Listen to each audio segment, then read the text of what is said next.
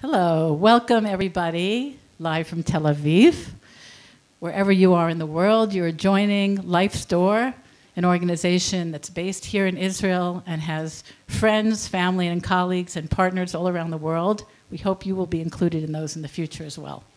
Life Store is an organization that prides itself on doing something rough, which is looking at the hard stuff in life, looking at the moments where we face illness, aging, and end of life, but trying to look at through the lens of compassion, which we all know we need. Living with illness, facing end of life, going through disease, being near aging people, those are not simple things, but they're part of life. And so over the years, we've organized platforms and training programs particularly focused on helping people find the skills and the means to be able to live life fully at all stages. This evening, and we'll continue to hear more about that, but first, a sneak preview for you everywhere about what's on the horizon and what we're doing here in Life Store. Welcome and take a look. Please watch. Since becoming sick, every day is a struggle for me to be the mother, wife, and friend I want to be. I'm at a loss about how to help you. And I'm scared to even share how overwhelmed I am. I often feel like I can't breathe. It's so hard for me to gather the strength to offer hope to my patients. For over 2 decades, Life's Door has inspired people to find meaning and live with hope. Hopetimize. Your life, your journey. Hopetimize is a dynamic digital platform to enhance hope in your life. We are transforming the way people around the world confront life's challenges, aging, and illness. Hopetimize was designed to help you move through life with greater fulfillment and joy, despite the inevitable bumps in the road we all encounter. Hopetimize will guide you in creating a personalized plan to live in alignment with your deepest goals and values. Our platform is based on scientific evidence and years of experience. Now, hope is just one click away, and it's right there in your hand. After 2 years in development, and with input from healthcare providers, patients, and family members, we are now upgrading this easy-to-use tool with exciting improvements, such as greater interactivity, personalized support and connection, community of hope, media and resources, and more. Hopetimize will guide you along your journey. We are inviting you to join Hopetimize today, so you can build hope for tomorrow. So when COVID hit, I think we were all challenged, and Life Store was benefited by that challenge in that we began to see that we can reach so many more people by the technology. And Hopetimize is an example of that. It's a training platform that teaches people how to find hope, and it really can be in your hand. Tonight, we're here together to experience a dialogue with our guest from overseas, from the West Coast of the States, Dr. Jessica Zitter. Jessica is a physician who practices an unusual combination of critical and palliative care medicine at Highland Hospital in California. Jessica uses storytelling to examine the over-medicalization of death in America, and I would add here too. Her essays appear in her book, Extreme Measures, Finding a Better Path to the End of Life, as well as in the New York Times and other publications. And I have to say, I've been reading you, Jessica, for a long time, way before we met on a Conversation Project experience. Over the past 5 years, she has turned to filmmaking to draw audiences into this important conversation. Jessica's films include what we will see tonight, Caregiver, A Love Story, a 20-minute experience that we're going to all delve into together, as well as Extremists, which you can see on Netflix, and we hope to invite you back for another conversation on that one. She's on her 3rd film now, called The Chaplain of Oakland, which examines the crisis of racial health care inequities at the end of life. Let's watch this beautiful love story together, and then we'll talk. Something out there, your turn. Scarborough Fair? No. No. Too slow, too boring. Too slow one. River of Dreams? No. No. Ah. No.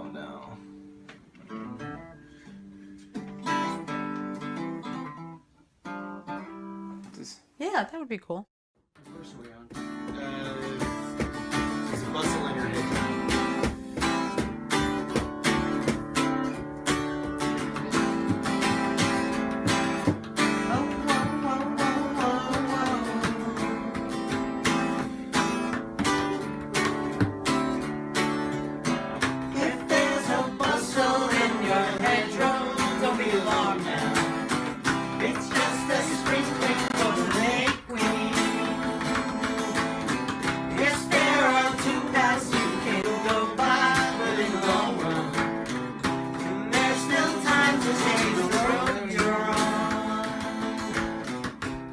My boys decided to make t-shirts. I don't know if they'll ever wear them. We went to California to visit our dying mother, and all we got were these lousy t-shirts. This is us. Oh, this is us. What a way to go. You know, with music. But music and is so family therapeutic. And, you know, and to see Bambi just laughing and enjoying herself again, because for the longest time she wasn't. You could crawl into a corner, sit there, cry, and just whittle away, or take every minute you have and enjoy the love and the outpouring and treasuring that, and that's what we're doing.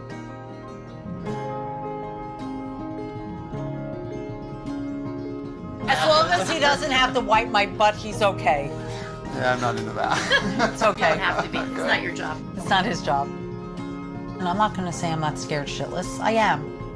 Who doesn't want to just go to sleep and not wake up, you know? But it'll be what it'll be. And with the help of everybody here, it'll be a smooth transition. This is a journey for the end of her life, and going along with her on that. I want to give her the best care I can give her.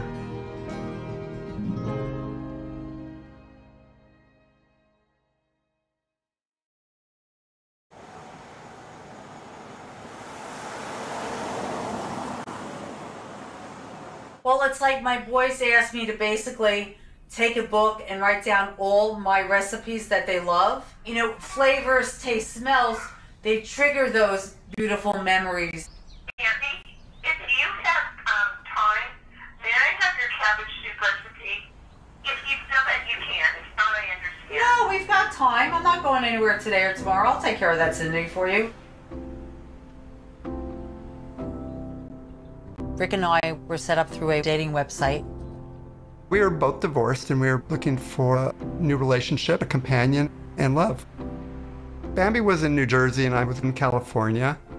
We would speak on the phone and Skype and everything else and just, you know, connected, and then started flying back and forth for 2 years. And then last year when I had the partial small bowel obstruction, in the back of my mind, I knew the cancer was starting to take over. We weren't engaged yet. And I got on the phone with him and told him, this is your get out of jail free card. You didn't sign up for this. You didn't know this was gonna happen. No regrets, no guilt. I love you, but I would truly understand if you felt he had a book and run. I'm not going anywhere. Next weekend he came out, pulls out his cell phone and starts playing the old song, With This Ring, I Will Always Love You. Pulled out a box. I didn't even open up the box. Just fell into his arms and said yes. We experienced a lot of love that I didn't have previously. And I would never want to give that up. When you married her and you knew she was sick, what did you imagine happening? It was pretty well under control. It's like we were going to have a pretty good life together. And between us, we were going to do really well. No, we wanted to travel. We wanted to go and do places and grow together. We worked for about 7 months. And they found the brain metastasis. When you've gone through the gamut over 4 years of radiation, stereotactic radiosurgery, open surgery ×3, I finally said, you know, with all the pain, it's not worth it anymore. I need to have that quality of life, to be cognizant of my surroundings and still be able to articulate what I need to articulate, put things in order so when the time comes, hopefully it'll just be peaceful and quiet and not cause too much pain to the ones I love. And it wasn't just that it was my decision, but it had to be a decision with Rick too. I think it's a kinder way for her. She's not in pain, she's comfortable. We're just kind of thrust into the role sometimes and you have to step up. I mean, when everyone's gone in a week, it'll be a little bit more difficult for Rick, but our friends and family here are so supportive and will help. So that's not a problem. Bye, love you guys.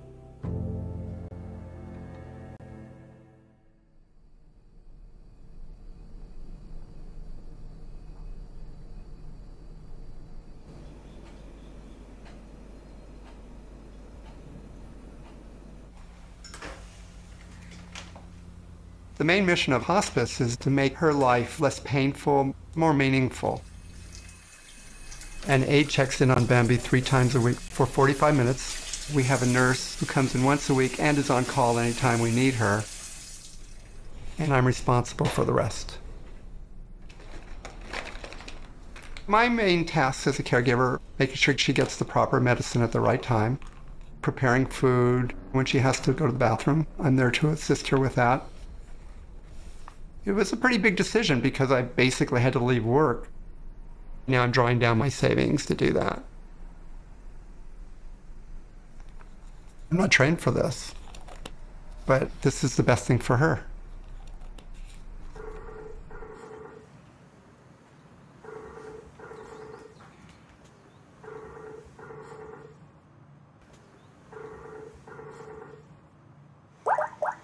How are you feeling? I had a really, really rough day yesterday. I was actually very, very uncomfortable yesterday for the first time. So I called out for help and they helped. My appetite is still pretty good. It's not too bad. And I'm going to the bathroom fairly regularly, so Good. that's not an issue Good, either. good. It could be today, it could be tomorrow, it could be 2 months from now. How's Rick? A rock. It's amazing how you're handling this. Today. Who knows what tomorrow will bring? That's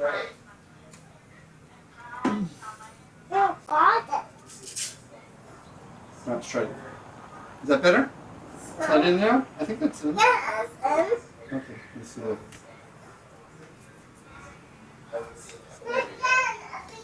A big one. Okay.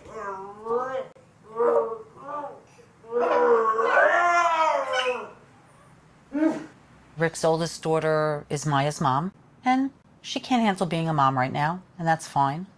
She asked us to step up to the plate in the fall, and we are. Yeah. Maya, come on in here. I miss you. Ooh, you want to come up here with me? Yeah.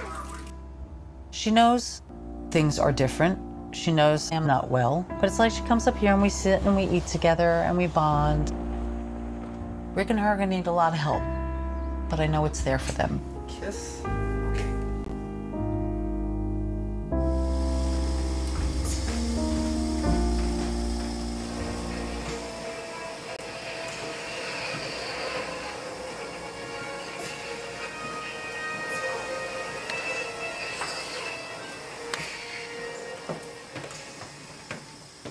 You're not your usual sharp self.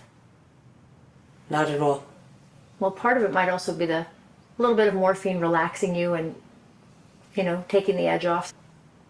I've gotten to the point that, I'll be very honest, Rick is very helpful getting me on the commode. But you know what? If I have to wear Depends, I wear Depends. But that's huge. You weren't willing to do that a few weeks back. What changed? Too hard. Are you feeling lonely? A little bit. Sometimes.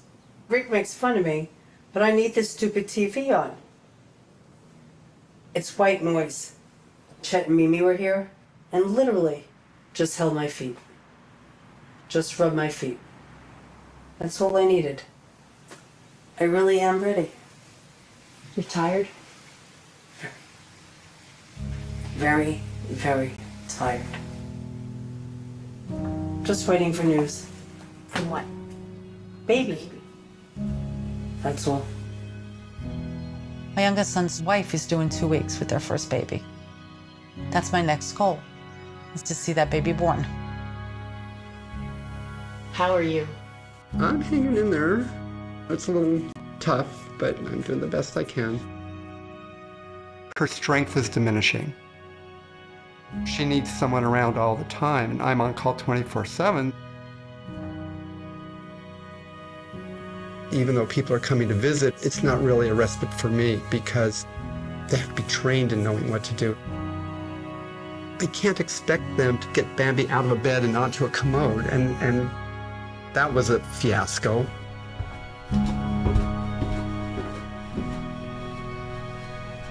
We've discussed getting a caregiver, but it's too expensive, and they're not working. We just can't handle that.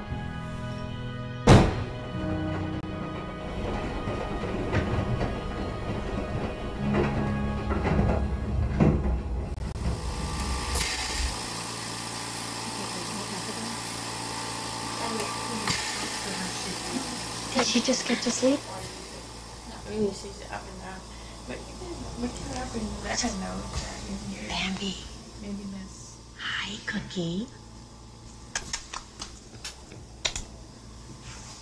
How are you? So. You tired?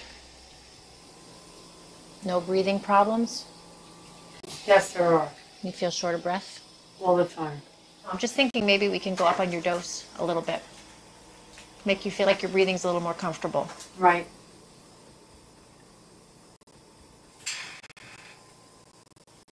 You ready? There you go. You want to sip on your... Here. You want to sip? So I just called hospice. They're gonna call me back in about 10 minutes. But I think what I'm hoping they're gonna do is raise the methadone dose a little bit because she's uncomfortable. She's still short of breath, so Yeah. now she's sleeping more from that. I know. You really can't go up on it more often than every 3 days. Oh. So if we go up on it, today. Yeah, we started on Sunday. Okay. So you don't want to increase it more than every 3 days. So if we go up on it The today, decline has been more difficult than I expected. 2, 3, 4 times a night, I'm getting up and down. I'm just weary. It's not just a tiredness, physical weariness, it's an emotional weariness too. And I feel like my health is deteriorating with hers.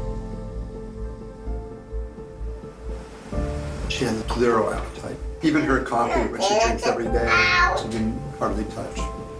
As you said, is there a point at which a person cannot stay in their house anymore? There's no right answer to that. Asking for more support from hospice if you need it is really important because they have a lot of built-in support. And sometimes you can just say, I need more time. I need what to they have a offered me volunteer. was a volunteer for 2 hours 1 day a week. That's it? That's what they offered. And when I get back, Medicare won't pay for it. So we don't get reimbursed for that. The caregiver saves the system a ton of money. The system doesn't recognize how they burn out the caregiver. It'd be nice to give 3 or 4 hours to the caregiver just to get away. Can I go to the gym? Can I even get out to go grocery shopping? Can I even spend a few hours so I can really focus on my work so I can get something done and get paid for it? You have to recharge once in a while. Otherwise you just lose it. What happened?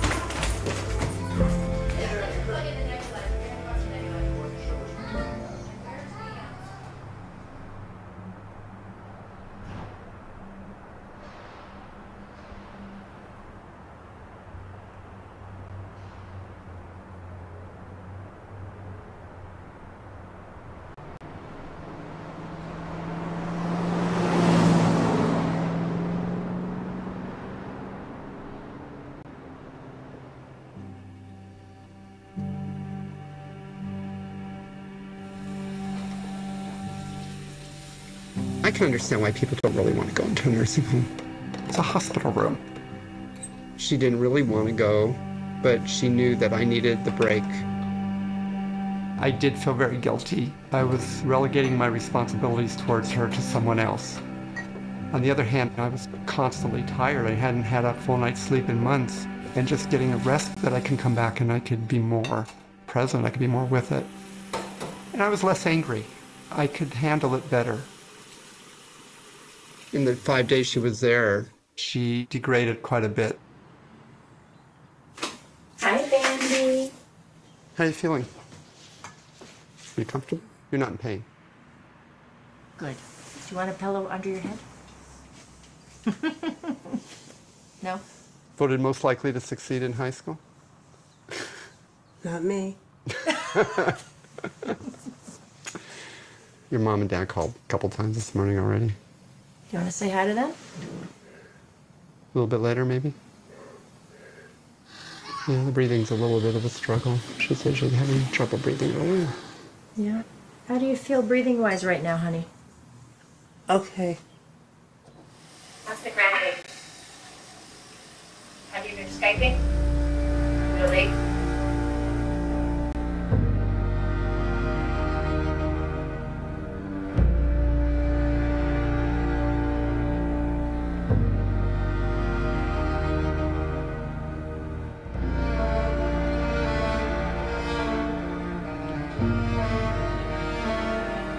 Can you see your son in her? Uh-huh. Absolutely. Sleep well, honey, okay?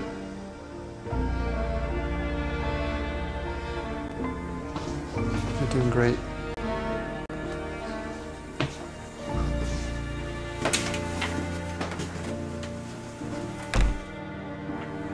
You want to build it up from here? We're going to make a window. Should we make a window? Yeah! Okay, Maya, let's build it up. Build it up. We need a little bit of weight. Okay. What else can we do? What's this, Maya? What's this? Uh-oh! Timber! 1, 2, 3. There's a big part of me that says, I just want to get on with life.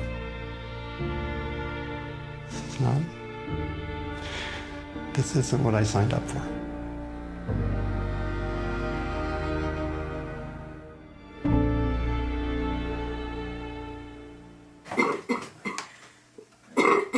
Okay, Bambi, let's put this on now. Let's see how that feels. Is that too tight on your head? There's still a little bit of nebulizer left in there.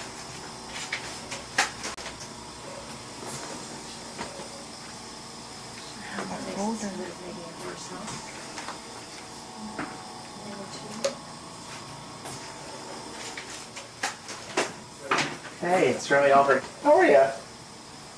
Good to see you. Do you feel calm? Do you feel you have a lot to be proud of? Beautiful granddaughter, 3 great sons. Maya's doing well. Rick's gonna be okay. I mentioned that there's a prayer to say, and you mentioned that you're feeling like you're ready to go. Does now feel like the right time? Okay. We'll do a few different things together. I give thanks to you, God, in whose hand is my recovery and my death, for all the life and the necessities of life that you have provided for me. I forgive everyone, and I ask that everyone forgive me too. May the Lord bless you and safeguard you. May the Lord shine his countenance upon you and be gracious to you. May the Lord bestow favor upon you and grant you tranquility and peace. Shema Yisrael, Adonai Eloheinu, Adonai Echad, Baruch Hashem, Kavod, Malchuto, V'het Adonai V'et, B'chalav V'chav, Chomashcha, Chomidcha, V'yivad V'remei Egla Ashan V'mitzkayim Alav V'vecha, V'shinam Smurfinacha, V'yivad Tzapam V'shit.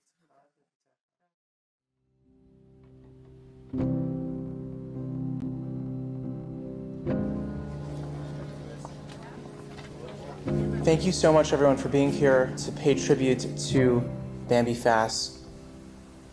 I'd like to ask Rick to share a few words. Her heart was as big and warm as anyone you will find. And if she were to give us all advice today, she would quote from one of her favorite songwriters, "You got to get up every morning with a smile on your face and show the world all the love in your heart." I miss you and love you, my beautiful Bambi.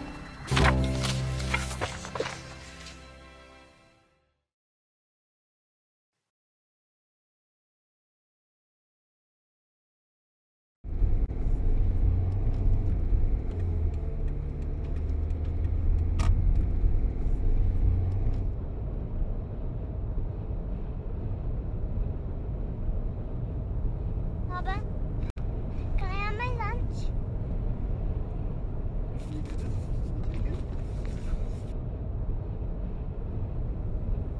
The day Bambi died, I was just lost. For months, you're a caretaker for someone who's dying, but you're not prepared for what happens after. For about 1.5 years, I could not handle stress. So for me to jump right back into work would have been very difficult. And it took me a long time to get over that. Maya's been really good. She still talks about missing Grandma Bambi. And we talk about that. We say we can miss her, but we can remember her and the love we had for her and the love she had for us. Who's that? Bambi. Me. Bambi. Being a caregiver was very difficult. There were times I was questioning, why am I doing this? It was all about love. I have no regrets about marrying her at all. There was amongst the best years of my life. I would not want to replace that. I would not lose that for anything.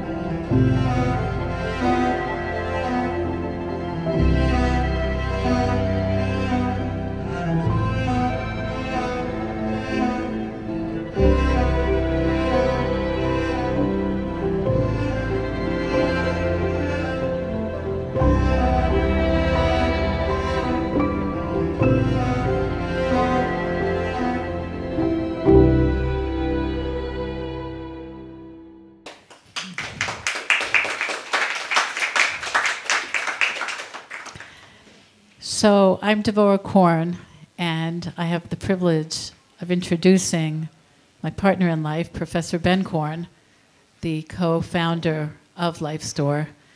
Ben is the chairman of radiation oncology at Shaare Zedek Medical Center and a tenured professor at Hebrew University. But more than anything, he brings the compassion and the love that we all strive for in our lives to his work as a carer, as a provider. I'd like to call Ben and Jessica up to the stage so we can begin our dialogue.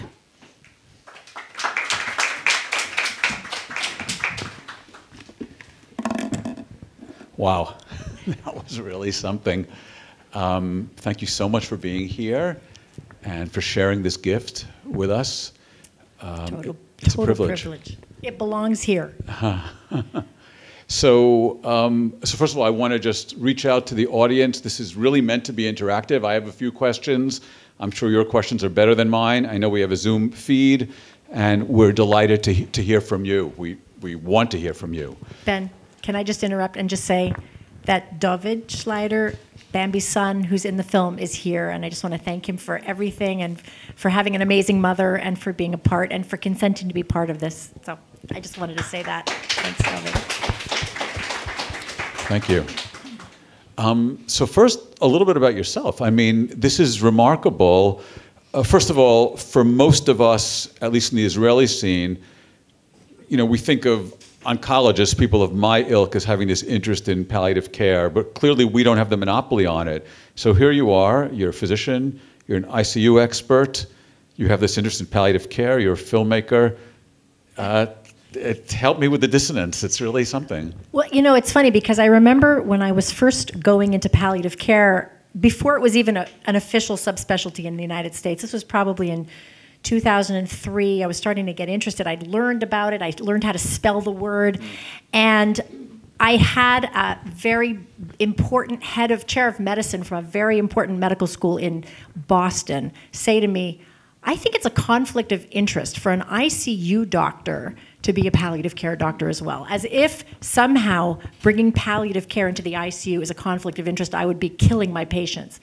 And I think it's that kind of attitude which I think, first of all, shows that people don't understand what palliative care is, and number two is what propelled me from being an ICU doctor strictly into this new world of thinking about the whole patient thinking holistically and thinking with compassion, because the ICU doesn't have enough of that. And I assume that, well, I'll let you talk about your journey.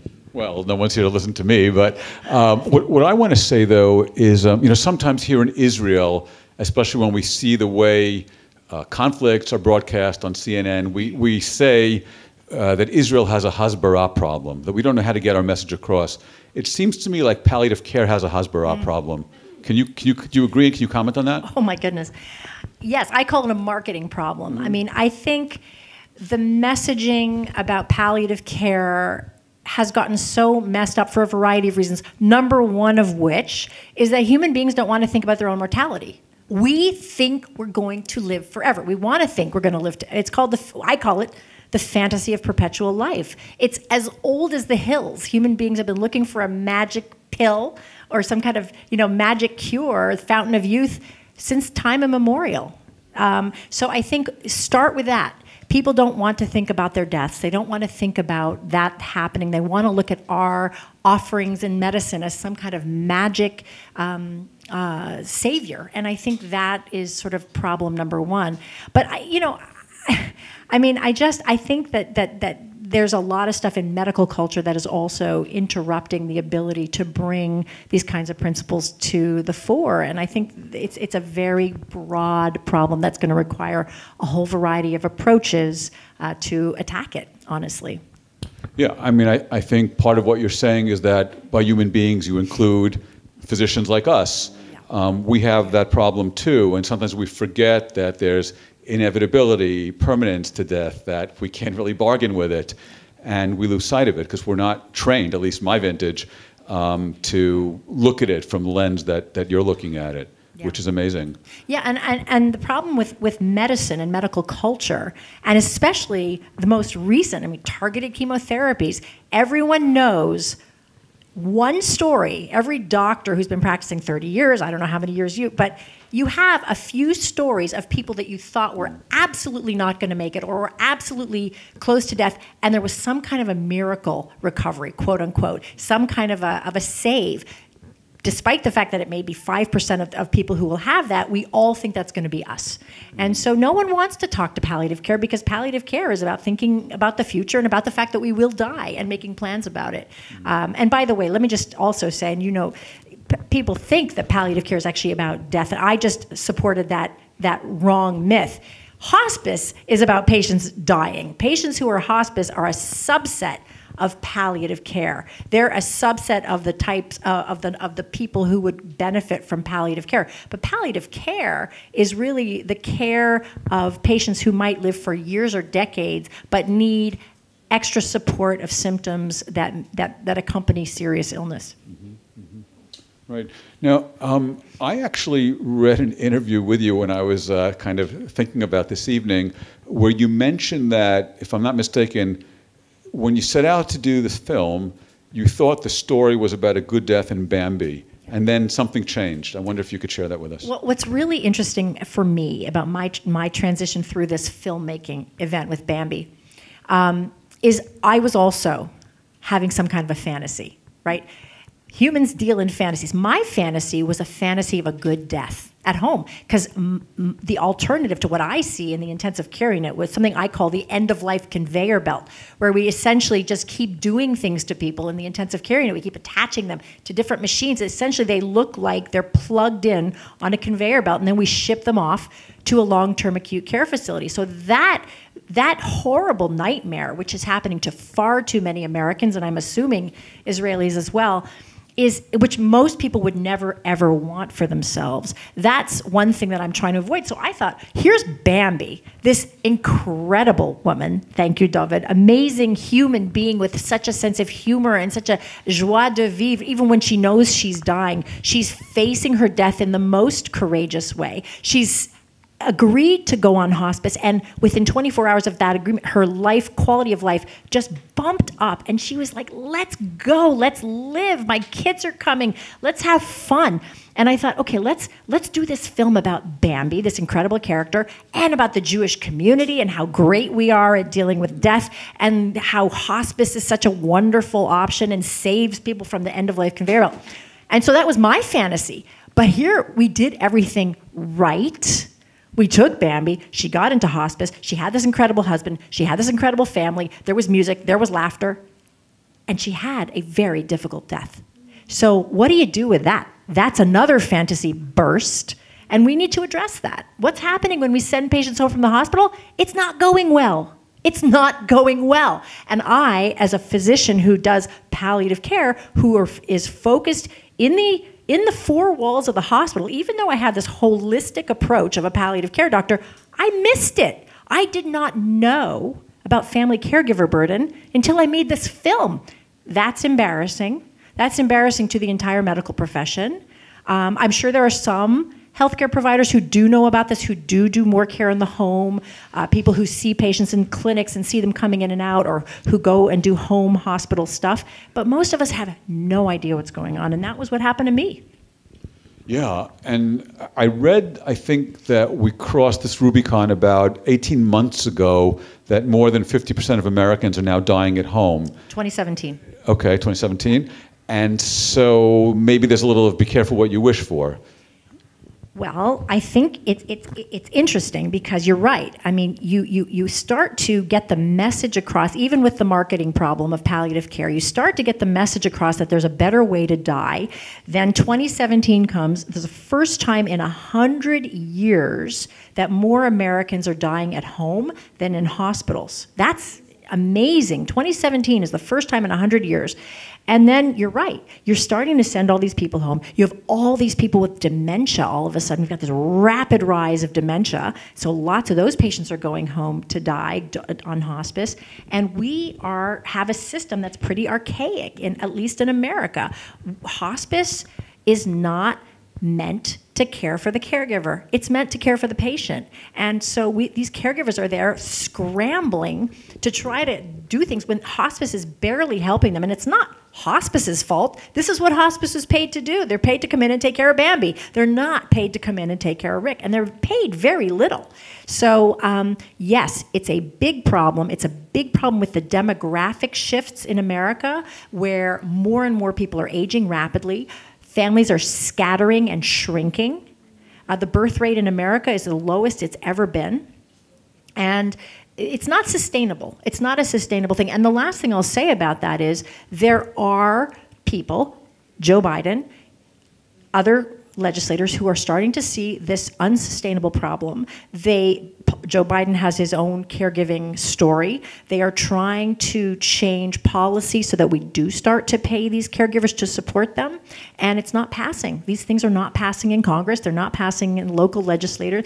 The state of Texas pays $500,000 every year for respite care, and yet caregivers save the state of Texas $34 billion.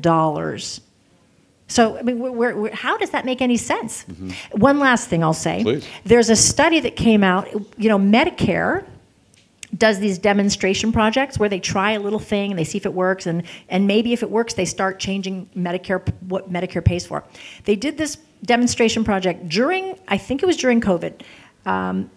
They paid caregivers a few $1,000s just for whatever they needed to use it for. They dropped in half the number of emergency room and hospital visits by those patients. I mean, caregivers are spending, not only are caregivers taking huge pay cuts because they're basically stopping working like Rick did, but they're paying on average $6,000 of their own money, twice that amount if they don't live with the patient, and they can't keep up. So you pay them a little bit of money through Medicare, and it works. And so we really need to be thinking about changing the way we pay for caregiving support. Absolutely. We're also thinking about that here in Israel. There's some questions here from the audience already, and one person asks, feel free to identify yourself if you like, don't family members always suffer more when people die at home? Great question. And when early versions of the film that we showed to groups of friends and family, a lot of people, we showed it in New Jersey to a bunch of my friends, and they're like, hey, wait a minute. I don't think I want to die at home. I think I'm going to stay in the hospital. And I will tell you, trust me, you don't want to be in the hospital if you can help it. Trust me, it's not where people want to be. What they want to be is they want to be at home, not burdening their loved ones. That's what they want. So I think, I'm trying to remember what the original question was. Well, saying that family members themselves suffer more when people die at home. I mean, right now, it's true. And by the way, let's remember also Rick was one of the lucky ones. Why? Because Rick only did this for 9 weeks. The average caregiver does this for 4.5 years. Rick was young and relatively healthy. Many, many, many caregivers are elderly spouses. Rick had this supportive synagogue community around him. Most people are doing this alone. Bambi, I mean, how many people can have such an amazing care recipient as Bambi? I mean, she says, if I have to wear Depends, I'll wear Depends. That's not very common. And so Rick really had it easier than the average caregiver, and yet look how hard it was for him. So yes, caregivers right now are suffering. This is unsustainable. It doesn't mean that we want to have people go into hospitals, because it's pretty horrible to die in a hospital. So we've got to come up with another solution. Please, Stuart. I disagree with that totally. Okay. But before I go into the specifics of disagreeing with that, I'd like to bring out a particular point. The caregivers, first of all, there's a difference between taking care of somebody and the kumbaya attitude of palliative care and hospice, okay? So I think the caregiver has a responsibility on both ends. One end is he has to take responsibility that his person he's taking care of isn't going to suffer. That means he's going to have to take responsibility, say, for stopping chemotherapy if you know the falling out of hair is something that his wife absolutely can't face. And he doesn't, and he should not make that decision, and he should make that decision without including her. In other words, she's been through 20 chemotherapies, she's kept her hair, and she doesn't deserve the pressure of making a decision about this when the husband knows that she can't handle it. So the caregiver has to take responsibility that theoretically it should be a joint decision, a decision of the patient. The other thing, he has to take responsibility to see that she doesn't suffer if she doesn't realize that she's suffering. The question I specifically asked is, why wasn't she given conscious sedation when she was short of breath at the very end, so that she didn't experience the shortness of breath anymore? That would be a decision of the caregiver and a responsibility which is tremendous, but that's part of being a caregiver.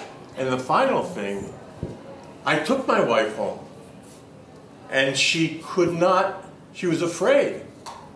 And I took her back to the hospital where the oncology ward was wonderful, and I stayed there 24/7 with her, and had a nurse in the room that I paid for privately because I was afraid I'd fall asleep. Yeah.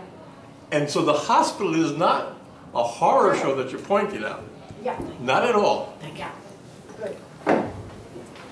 Thank you for that. You're right. I think for some people, the hospital is. There was actually just an article in the New York Times 3 weeks ago saying it. Is home really the best place to die? So I think you're right. I think that some people really, it's too much and it's just too hard. And if you're lucky, you'll find a hospital situation where it is comfortable.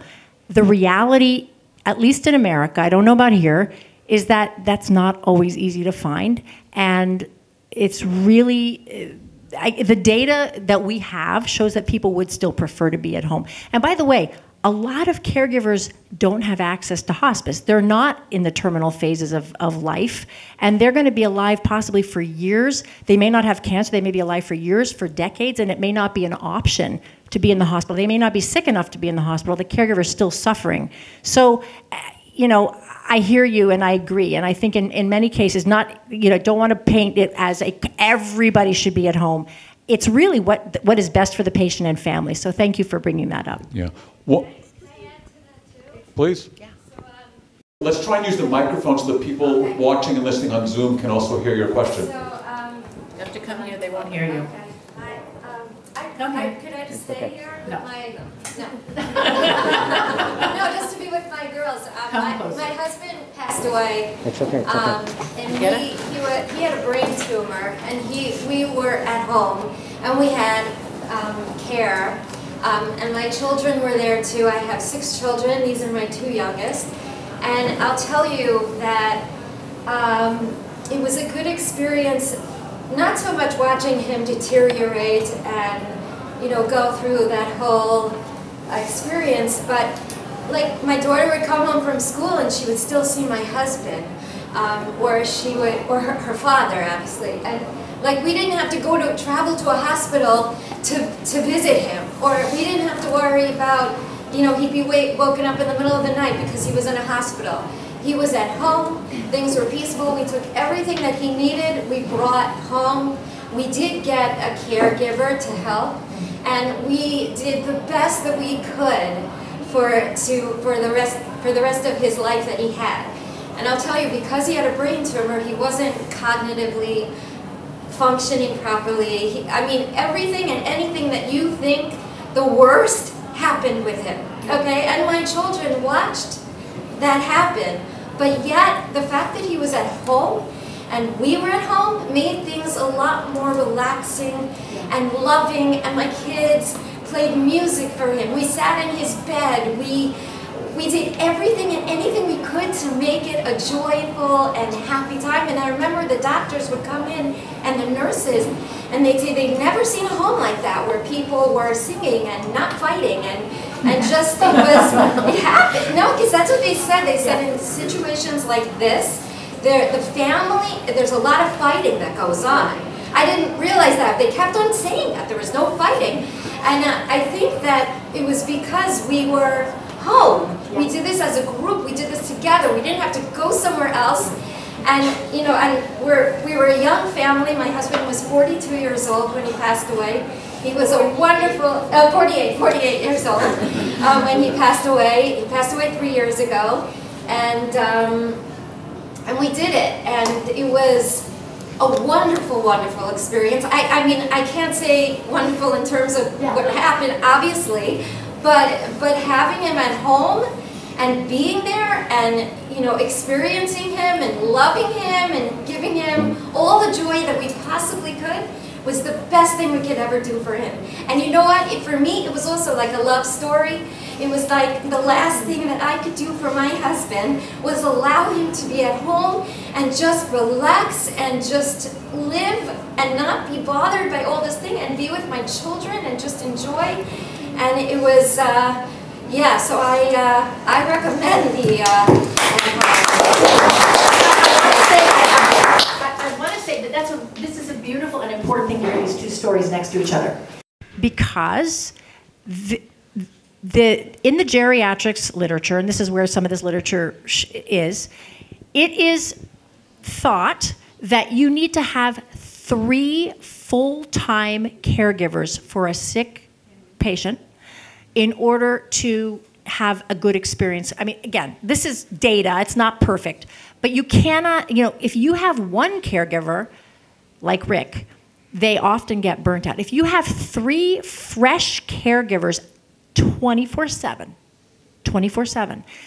you can have that kind of an experience. It's really, a lot of this depends on how much support there is, actual physical support. And so in families where there's one person like Rick, it's really very, very hard. And Rick brought her, he could not have her go to respite care. So, I think that we have to understand that there's differences in terms of family structures that will make this doable or not doable. And, we all want everybody to have what they want. But the fact is, at least in America, we don't have the support for people who don't have what you had in your family, which is so many hands and so many people around to support. It's not doable.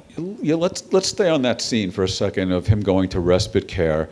Because there's this trajectory, there's this pendulum that swings back and forth with Rick. At first there's that hilarious line. I wonder when you go to the screenings and you see there's just certain things that I guess every audience finds, it just resonates for every audience. Like when she speaks about, for all Monopoly fans, the get out of jail free card, and that's not something he's going to take.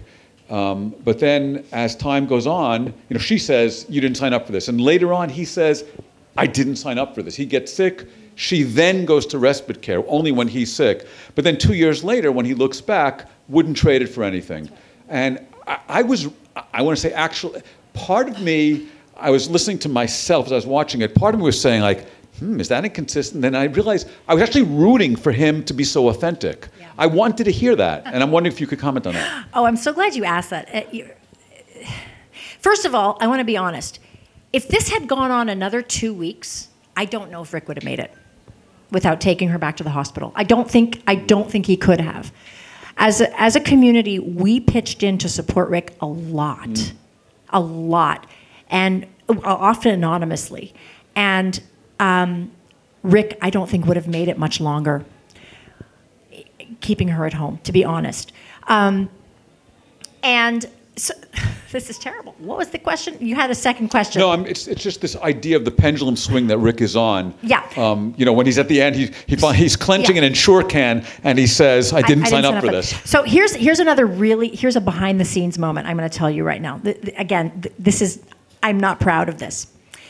When I still thought that this film was about Bambi and how great her death was going to be, before we went into the editing room, before we went into post-production, I said to the editor, Kevin, the co-director, I said, Rick says a lot of stuff here that sort of sounds kvetchy.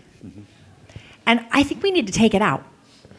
Because it doesn't make him look good. It's not adding to the story that I want to tell. And it was only as I tried to take out and take away the authentic statements that Rick was making that I realized I can't. This is what the story's about Rick. It's not about Bambi. Right. It's about Rick. And so we had to, we refaced the whole thing, and we realized this is a story about him and about exactly this, all these authentic statements that Rick was brave enough to make, because they don't sound very good. It's supposed to be, who remembers the film Love Story in 1970, right? The guy's at the bed, stays there until the end, until her final breath. You know what? He was in a hospital. There were nurses everywhere. Rick was also a newlywed. Rick loved Bambi, and he couldn't handle it. It was too much. So I think we romanticize this idea of staying by someone's bedside until their final breath. The fact is we're not making it possible for them to do so. I want to speak about the Maya character, if I can use that term. It's really, to me, one of the most remarkable things. I want to know if this is just my experience or you have much more vast experiences than I do.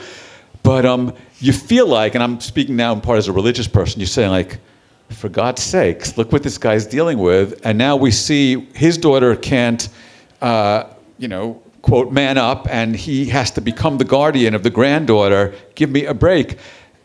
But that is not unusual in my experience because, sorry, shit continues to happen. Just because you're in a shitstorm does not mean that more is on the way. And I wonder if you can acknowledge that, too.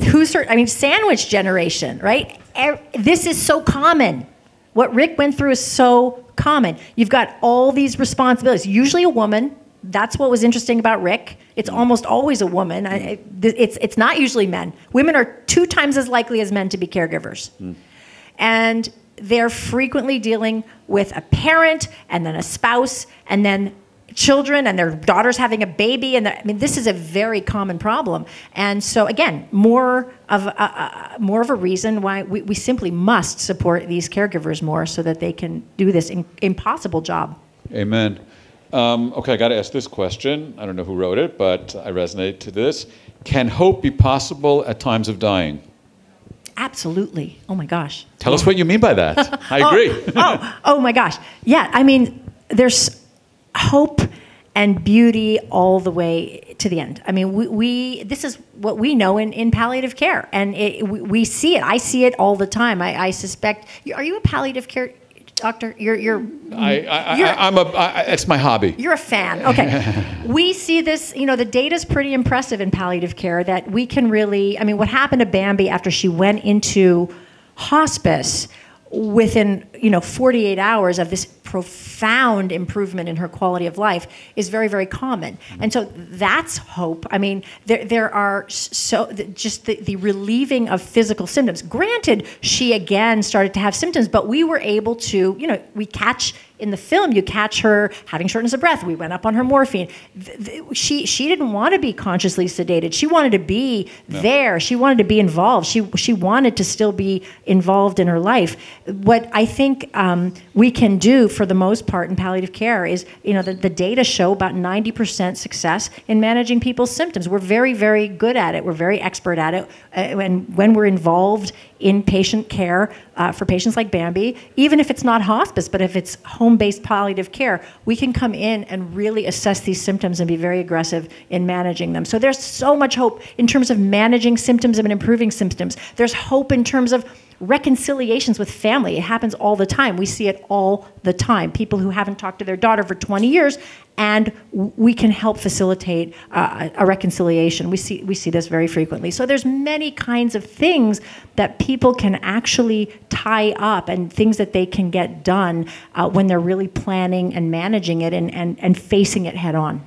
Yeah, I love that. One of the things we do in the organization, I'm going to shamelessly plug one of our programs with this Hopetimize app that you saw on the little film that we did, is to get people to take a broader look of what hope is. I think a lot of physicians are guilty of creating this equation that hope equals cure, but there is so much more. And we talk about goals and re-goaling. And Bambi's a natural at it because even embedded within the film, she speaks about their newlywed aspirations, which was to travel.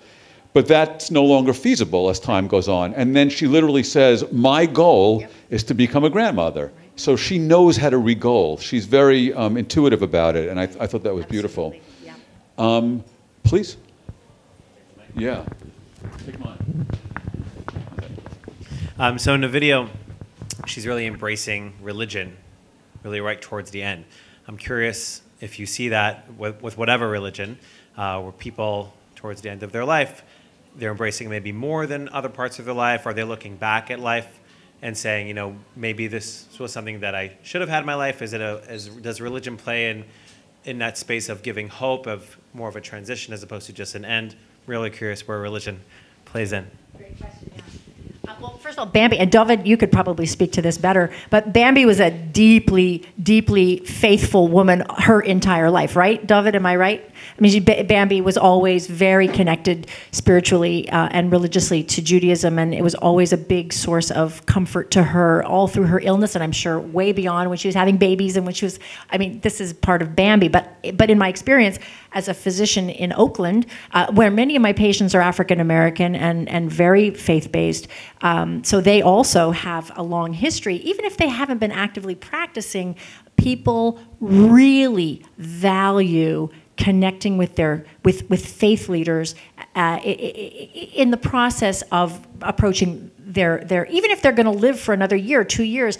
It's very, very important for people to feel some connection to their community, to their faith leaders, to their own spirituality. And that's why our third film that we're working on right now, The Chaplain of Oakland, is so important to me because, I'm an ICU doctor. I'm the most important person in the world is how I'm embarrassed, but how I used to feel. That's the hierarchy in the hospital. The chaplain is the chaplain is the most important person in the room much of the time, and it's taken me a long time to learn that. And Chaplain Betty Clark, who is the focus of this film that we're now in production on, has taught me that. She's humbled me deeply to show me how much patients desperately want that kind of healing. She's often the most important healer in the room. So it's a great question. And it's I think people really do come back to some feeling of community, spirituality, religion, even if they didn't have it in their lives forever. So, yeah. That also resonates for me. And you say it took you a while to understand the importance of chaplain. It's taking the Israeli government much longer. We didn't really have a Hebrew word for chaplain until about 3 years ago.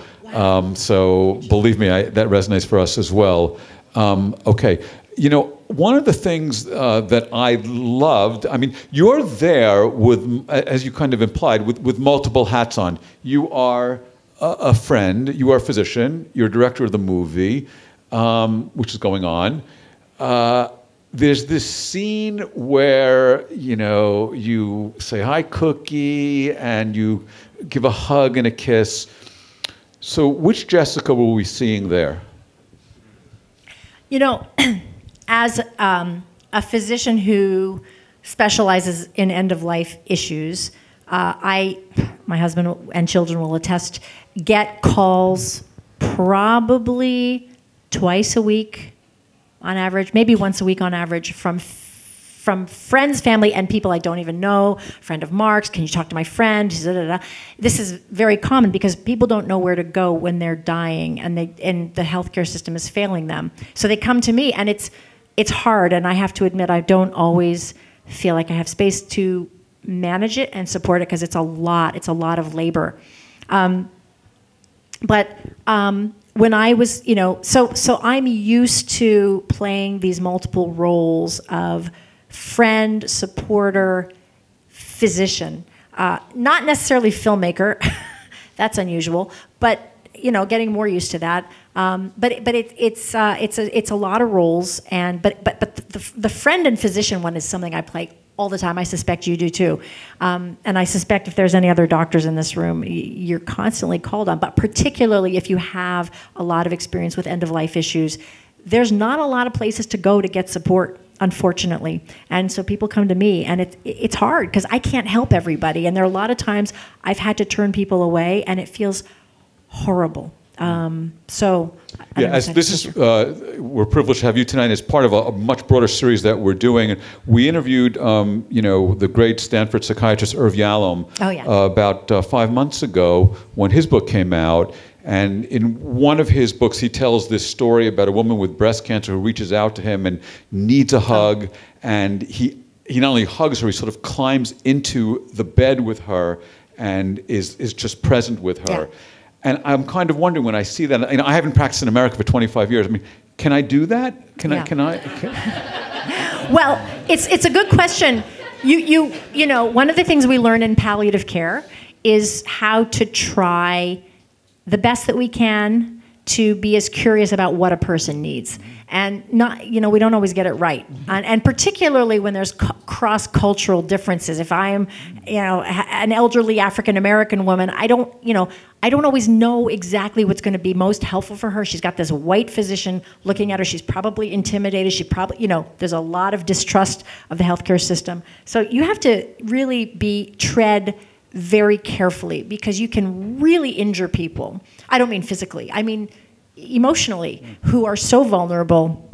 But I think, you know, you can learn, and, you know, we don't always get it right, but most of the time we can get it right and give people what they need. And what I found is that most people, when they're sick or dying, most people, but not all, really need to have you be present. They need you. They want you to be there, to hold their hand, to climb into bed with them, to kiss them. People, when they get sick, people often back away because they don't know how to deal with it very well. And that's another reason, not just because I'm a doctor who knows how to do end-of-life stuff, but also because I'm not afraid of death, and I see death all the time. I'm comfortable getting into bed with someone who's dying. I'm comfortable kissing someone who's dying. And I hope most of us can get more comfortable with that. Right. So I don't want, again, to be a ball hog here, but so I'll ask one more. This is the last question, so I'll make it someone else's question. This idea of Rick telling us a couple of years later that he was paralyzed for 1.5 years afterwards. Common, not common? Your thoughts on that? I'm learning from the social workers about this, but this is common. This is extremely common, and it's terrifying because 60% of caregivers work full-time. And most of them significantly decrease their ability to work when they're caregiving. And they have this incredible trauma. 92% of family caregivers who work do not feel supported in the workplace. And so there's this incredible dance of trauma that they are going through all the time. And then they've also got this sick person that they're trying to attend to. And then they've got their daughter who's having a baby. And then all this stuff is happening at once. The person dies, and they're left in this vacuum of loss. And even with Rick, he was exhausted. He was ready to move on with his life. He needed to move on with his life. And yet when Bambi died, she was his whole reason for being. It's a very difficult, but people really are paralyzed for a long time. A lot of people for a long time after their care recipient dies. Mm-hmm. Okay, so I'm just going to end by saying that, we are so grateful. This was such a special evening, and I think it's not coincidental that we're here at this, art exhibit, because this truly is art. I mean, what you managed to do in whatever the running time was, 23 minutes, the complexity and just the storytelling abilities that you have, to me, it was so evocative and so moving, and I really want to say Toda Rabba. So Ben and Jessica and all of you, I just can't say enough about the beauty of what you've created. Every piece of this evening so resonated with us in terms of our work, offering support for the caregivers, listening to the needs of the professionals. I mean, 2 professionals here talking from the heart. And more than anything, I think the idea that we can sit in a room together after such a hard couple of years as adults and say, you know what do we really want? Because if we're going to go that journey and the people we love know, how much better will it be for all of us? So as you see on your chairs, you have these pamphlets, and that is the Hebrew, and if any of you are interested in the English version of the adaptation of the Conversation Project, it's an invitation to each of you to go home, read it, sit with your friends and sit with your family, talk about what's important, and when and if the day finally comes, because we'll all be there, how do you want it to look? And how do you want it to look with the love and the support and the compassion that everybody so deserves? That's what we're here to help you with, and you can always reach out to us. So I want to thank Ben, and I want to thank Jessica. A little memento, a little something to say thank you for being here.